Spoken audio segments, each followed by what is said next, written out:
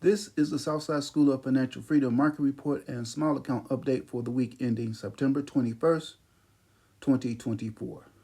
The market finished higher this week. The Dow Jones Industrial Average increased 0.09% on Friday and was up 1.62% for the week. The S&P 500 decreased minus 0.19% on Friday, but was up 1.36% for the week.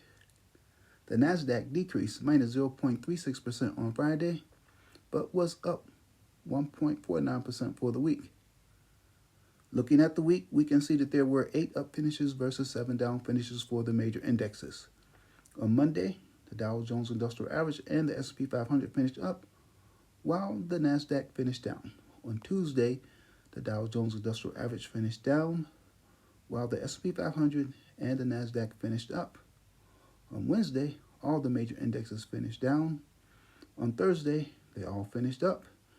And on Friday, the Dow Jones Industrial Average finished up, while the S&P 500 and the Nasdaq finished down. How did you do? My small account finished 1.77% higher and generated cash flow of 2.64%. Even when the market falls and or my account doesn't do well, I still get income or cash flow by selling covered calls and naked puts. This method does not only guarantee cash flow or income, it can also beat the S&P 500.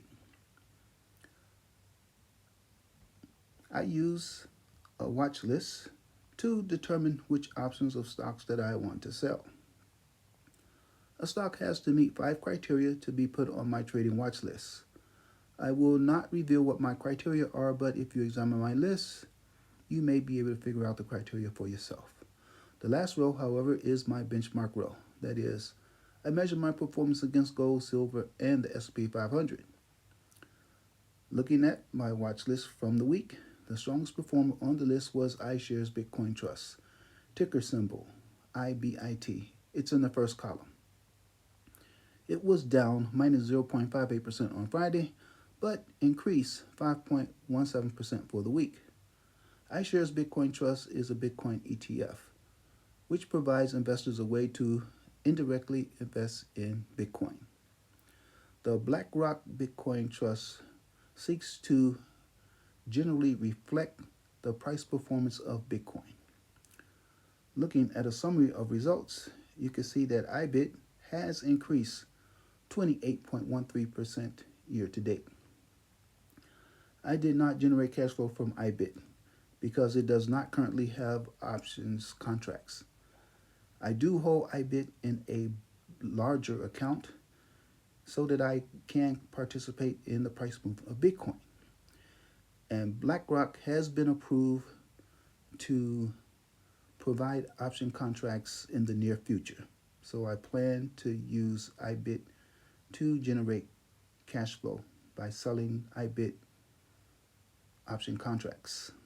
I did generate cash flow from selling 4 different option contracts, 1 call and 3 puts that range from $10.34 to $39.34. So on Monday, I sold a put for $10.34. On Tuesday, I sold another put for $24.34. And on Friday, I sold a call for $39.34 and I sold a put for $21.34. I also received interest of 30 cents. That is a total of $95.66, which is not a lot of money, but the account is small, and $95.66 in cash flow was 2.64% of my account value. With this system, the cash flow money is free and clear. You can take it out of your account and spend it or leave it in to build your cash balance and or invest it. If you want to increase the cash flow, just use a larger account. For example, to 10x the cash flow to $956.60, use a larger account, and instead of selling 1 of everything that I sold, sell 10. This strategy is guaranteed to produce cash flow immediately and every week that it is applied. However, it does not guarantee the amount of cash flow from week to week, nor the value of your account. The amount varies and the account value varies. Despite the variations in amount and value, the goal is to generate cash flow and beat the S&P 500. Please note that most professional money managers and their strategies do not consistently beat the S&P 500 every year. They usually lose, and they lose by a lot. Last year, this method beat the S&P 500 by almost 12%, but this year my account is down minus 22.53% versus 19.55% up for SPY, an S&P 500 ETF. That's a difference of 42.08%. So I am losing to the S&P 500 by more than 42%. It is not unusual to beat the S&P 500 one year and then lose to the index the next year, which is what I am currently doing in 2024, because I am still trailing SPY by a lot. Do you think it's time to throw in the towel on the cash flow system beating SPY this year? Or will the cash flow system rebound hard for the rest of the year? Tune in next week to find out what happens. Bitcoin Watch.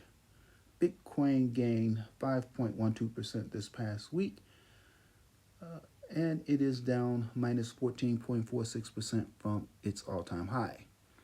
It is up just over 50% year to date. Some people believe that Bitcoin is the most transformative financial asset in 1,000 years. I think the best course of action is to dollar cost average, that is DCA, into the S&P 500 and DCA into Bitcoin at a 30 to 70 ratio for the next 10 years, and or up to when you have invested at least $10,000. In fact, I have implemented a similar strategy where I have a portfolio that is about 85% in a Bitcoin ETF. After 14 weeks, it is up 1.2%. However, as the S&P 500 ETF SPY is up 4.69%. And the cash flow system is down minus 10.48% in those 14 weeks. What do you think? What is your strategy? Do you know how to produce cash flow every week and beat the S&P 500? Do you invest in Bitcoin, which may prove to be the smartest investment of the decade?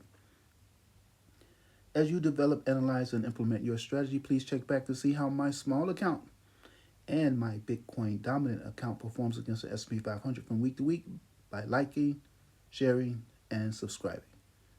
Thank you.